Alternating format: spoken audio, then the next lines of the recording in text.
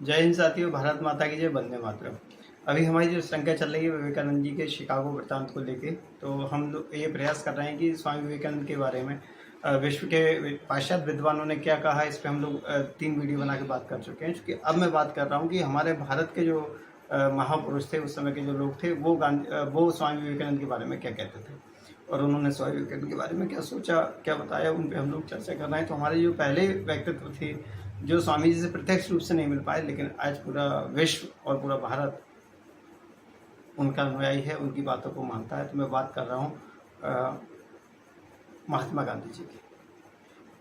मित्रों, काफ़ी लोगों मन में था कि विवेकानंद जी महात्मा गांधी मिले या नहीं मिले। मुझसे कई लोगों ने पूछा भी, तो मैंने जब अध्ययन किया तो मुझे ये समझ में आया कि प्रत्यक्ष रूप से गांधी जी और स्वामी विवेकानंद की कभी मुलाकात नहीं हो पाई।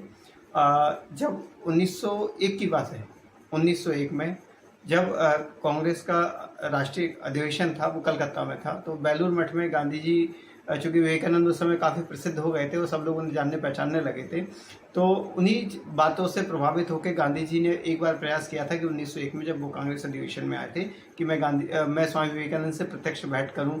और वो इसमें इतने उत्सुक थे कि वो बेलूर मठ तक पैदल चल के आए विवेकानंद जी से मिलने के लिए।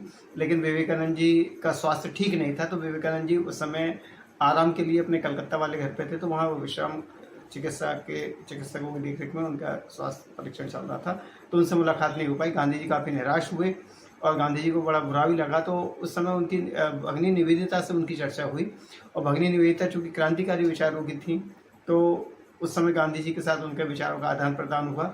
और इसके बाद 20 दशक बाद, अब मैं बात कर रहा हूँ 20 साल बाद, 30 जनवरी 1921 को गांधी जी अपनी पत्नी कस्तूरबा गांधी और मोतीलाल नेहरू और मोहम्मद अली जिन्ना के साथ बेलूर मठ आए। और विवेकानंद जी की जो उनका जो 30 जनवरी की बात है, तो जन्म जयंती उनका जो कार्यक्रम चल रहा था, उसमें उनको आना हुआ। लोगों ने काफ़ी कहा कि आप विवेकानंद जी के बारे में कुछ बोलिए, कुछ कहिए, तो बड़े दुखी मन से और उस घटना को याद करते हुए, शायद विवेकानंद जी से मिलना मेरे भाग्य में नहीं था, उन्होंने ऐसा कहा। और बड़े भाव विभोर होकर और अपने श्रद्धा सुमन अर्पित करते हुए उन्होंने कहा था कि मैंने स्वामी विवेकानंद के समस्त कार्यों के बारे में जब पढ़ा और उनके बारे में जाना और गहन अध्ययन किया, तो मेरा जो राष्ट्र प्रेम था वो कई गुना बढ़ गया है उनको पढ़ने के बाद। विवेकानंद जी के ऐसे बहुत सारे कार्य थे जिनको गांधी जी ने अपने कार्यशैली में लेके आए।